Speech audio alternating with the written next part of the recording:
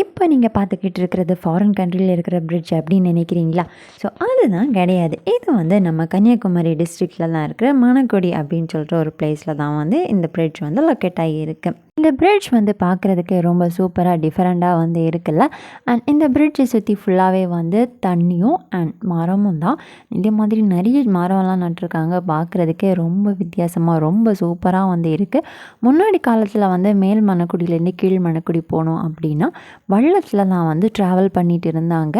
So அதனால் 2002ல் வந்து ஒரு பிரிட்ஜ் வந்து பில்ட் பண்ணாங்க.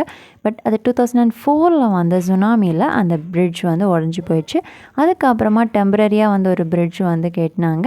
அண்ட் அதுவுமே டேமேஜ் ஆகிட்டு போயிடுச்சு. அண்ட் இப்போ வந்து புதுசாக ஒரு சூப்பராக ஒரு பிரிட்ஜ் வந்து கட்டியிருக்காங்க.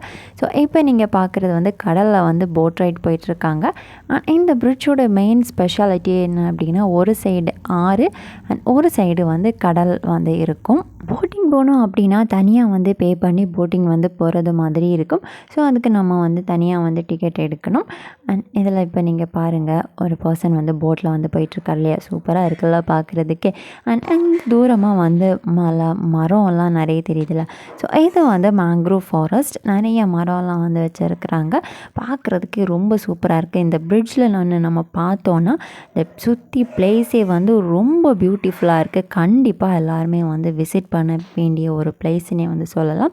அண்ட் இப்போ வந்து கன்னியாகுமரி வந்து விசிட் பண்ண போகிற நிறைய பீப்புள்ஸுமே வந்து இங்கே வந்து விசிட் பண்ணுறதா வந்து சொல்லுறாங்க. இப்போ நீங்கள் இதில் வந்து ஒரு பிரிட்ஜ் வந்து தூரமாக பார்க்குறீங்க இல்லையா, ஒரு இரும்பு பாலம். ஸோ இது வந்து இதுக்கு முன்னாடி வந்து கெட்டியிருந்தது.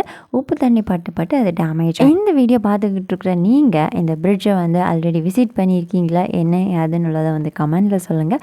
அண்ட் இந்த பிரிட்ஜை பற்றி உங்களுக்கு வேறு ஏதாச்சும் தெரியும் அப்படின்னா கமெண்டில் வந்து சொல்லிட்டு போங்க.